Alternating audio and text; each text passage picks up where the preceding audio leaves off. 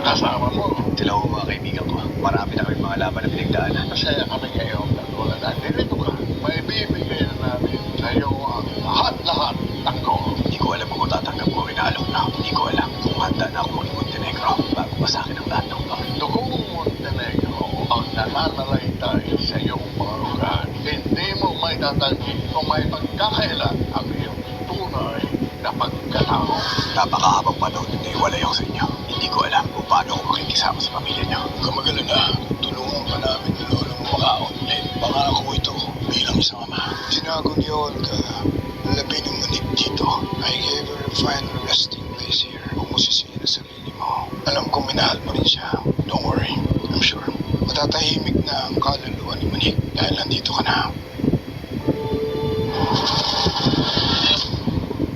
Sabi ko na eh, modus to, no? Magkakasapot kayong lahat to! Uy, hindi ah! Tumawag tayo ng polis! Tama. Para makulong ang polis!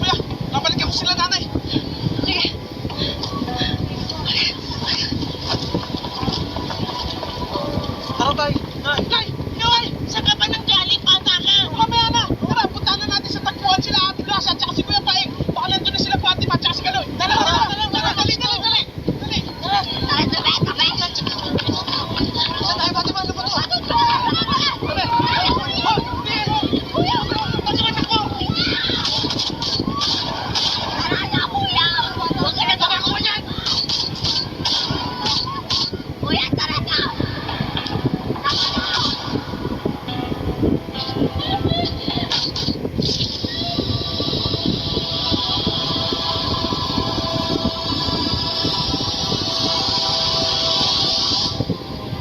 kailangan na natin magtago. Kailangan na natin magtago. Kuya. Kuya. Kuya, may tama ka. Hindi, kuya. Fatima, wala to. Tara na! Tara na!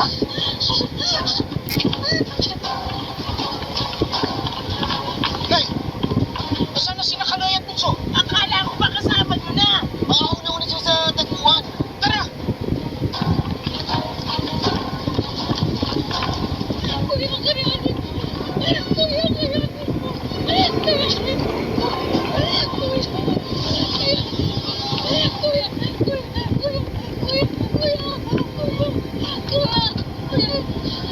Kuya, kayanin mo. Okay lang ako ah. Wala ako. Ikaw may... Magtago ka na. Hindi kita iiwan. Fatima. Tulong!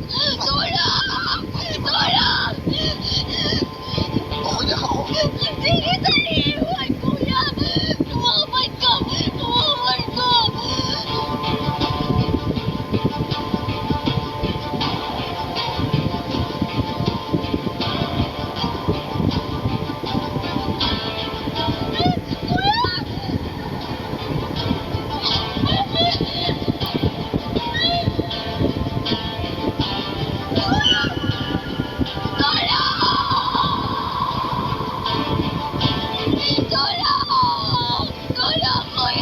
Bago, si kuya.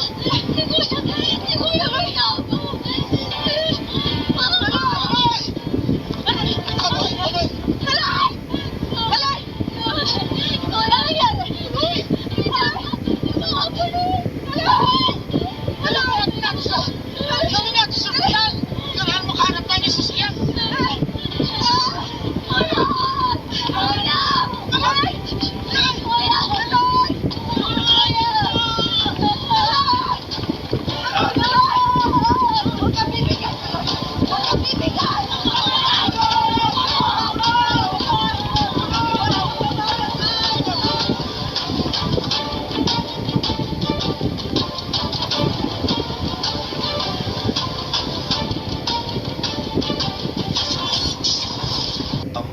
Mawalang galang na po.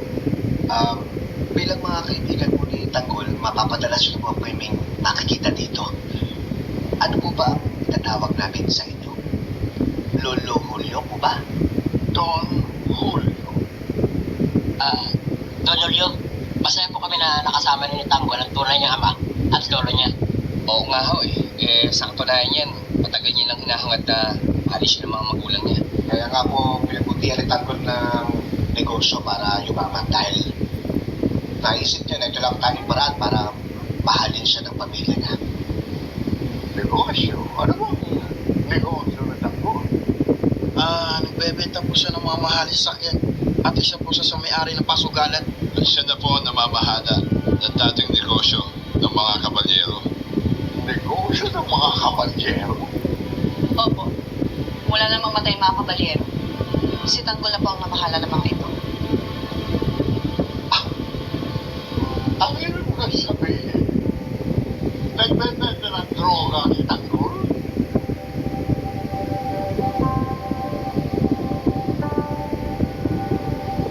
Opo. Sa muna. Parang kilala kita. Dati niyo bang tauhan ng mga kabalyero?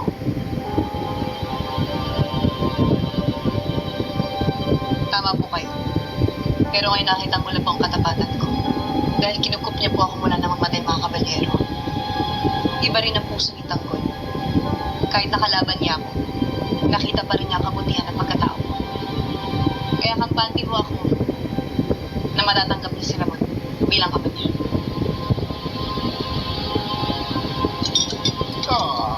Kumusta naman ang apo mo? Mabait pa siya tao. Opo, sobrang bait po ni Tanggol. Siya po ang leader ng grupo namin. Nung bata po kami, siya po ang tagapagtanggol sa lugar namin. bastos o mga maliit na tao na inaami. Sikat na sikat po yan sa lugar namin. Ay tarantado. Si Tanggol pa ang tinagol yung hari ng snatcher sa Quiapo.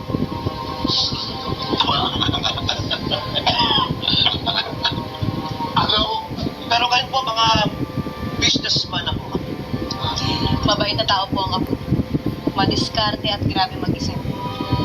Kaya sigurado ako may pagmamalaki na siya bilang apo. Good. Very good. Talagang pagmana siya sa akin. At sa kanya ba? Talaga kaysa sa tunay na Montenegro. Sige, go ahead, go ahead. Sige, kain na kayo. Kain kayo.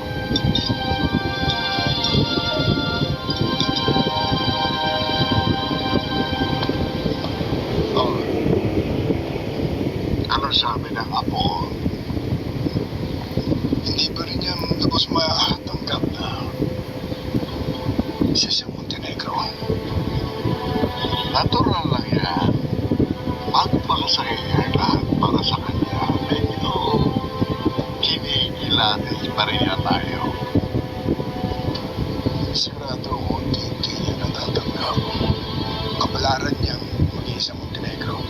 Bigyan lang natin siya ng panahon para magdesisyon. Ako rin, anak. Lalo na sinusundan pala niya yung makayapa. Ay, hindi niya nalalaman. Nagbebenta rin pala sa Tanggol ng mga droga. Kaya nga, dapat natin siyang makasama para lalong lumakas ang ating mga negosyo.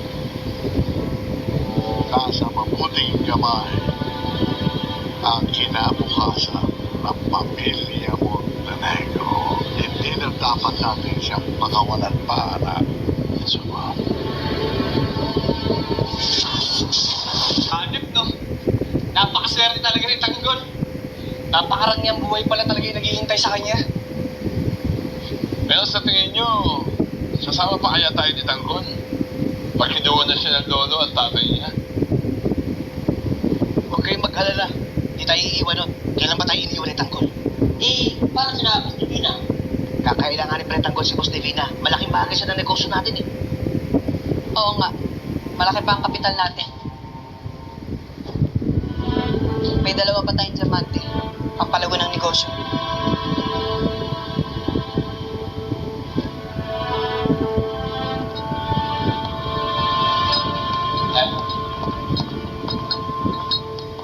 Kumusta kayo dito? Ayos naman? Ayos lang. Ay, pag may kailangan kayo, sabihan nyo lang ako. Total, mga kaibigan kayo ni Tanggol, welcome na welcome kayo dito. Ayos lang po kami. Mawalang galang lang po. Kamag-alak ba yung mga Montenegro? Inaanak ako ni Don Julio. Ako nag-aayos sa mga negosyo ng mga Montenegro. Lalo na malaki ang sakop ng negosyo nila sa Maynila. Yun naman pala, Ting. Pwede naman pala natin palaking yung negosyo natin. Gamit yung tulong ng Montenegro. Oo. Yun ay kung tatanggapin ni Tanggol ang pagiging Montenegro.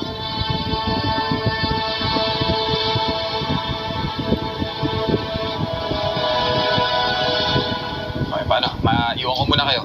Uminom lang kayo. Salamat. Sige. Tara!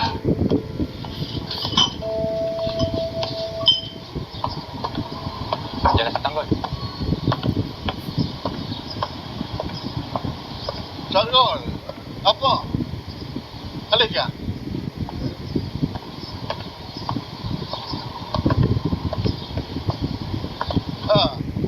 Musta ka, Tanggol?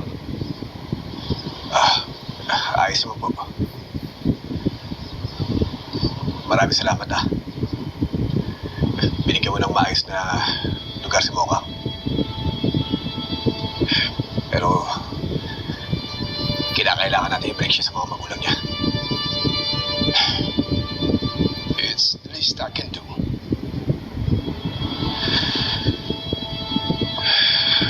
Pasensya na po kayo kung ganito po ang inaasal ko ngayon.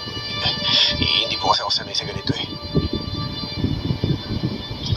Tanggol, Kahit ngayon ka pa lang namin nakilala, handa ka namin tanggapin at mahalin dahil alam namin na ikaw ang tunay na Montenegro. Huwag mo sanang isipin na pababayaan ka namin. Handa namin ibigay sa'yo. Tagal mo nang inahangat. Ang pagmamahal ng isang pamilya. Hindi kami nagdadalawang isip para ibuhos sa'yo ang puso at ang oras namin.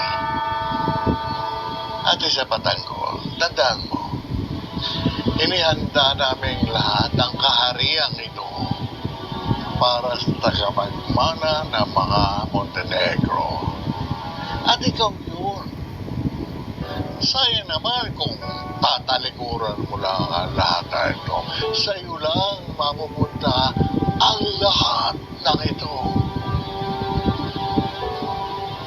Hindi sa hindi mabubuo ang pamilya Montenegro. Ikaw na lang hinihintay namin.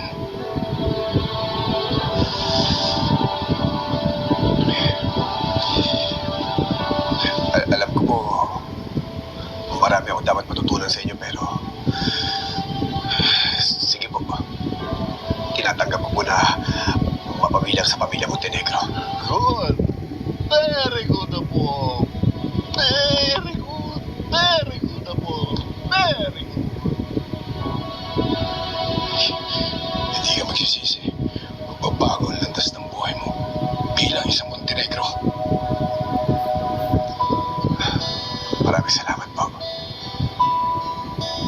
Ngayong parte ka na ng pamilya Montenegro. Dapat dito ka na tumira. Ay, hindi po pwede. Hindi ko maiwan yung mga kaibigan ko eh. Saka yung mga negosyo ko po. Kung negosyo ang problema mo, bakit hindi natin pagsanibin ang negosyo mo at negosyo namin? Pagsanib tayo para lalong lumakas ang ating pamilya at balang araw, darating ang araw at tayo maghahari sa buong Pilipinas.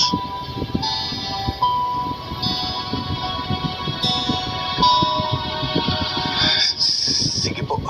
Maganda po yung naisip nyo. Huwag niyo po ang desisyon nyo. Pumapayag po ako. Ngayong buo na ang pamilya Montenegro. Dapat ipagdiwag natin ito.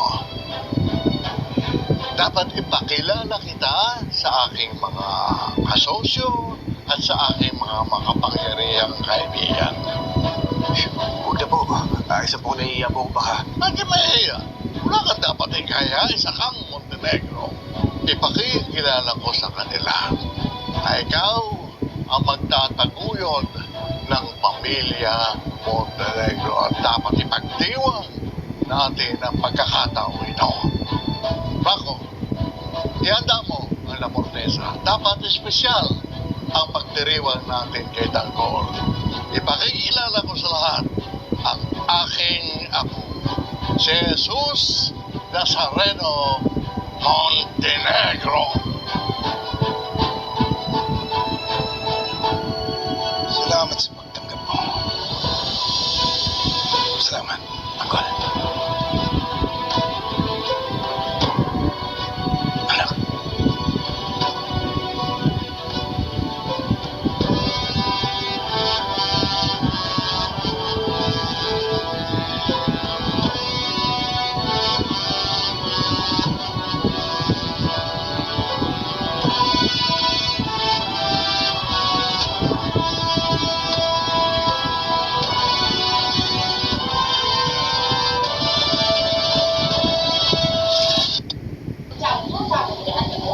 Xin chào các bạn nha. Chị ơi, không nghe thì bố bảo gì à? Bố ở cầm lấy thôi mà. Tí nữa thì ăn mà.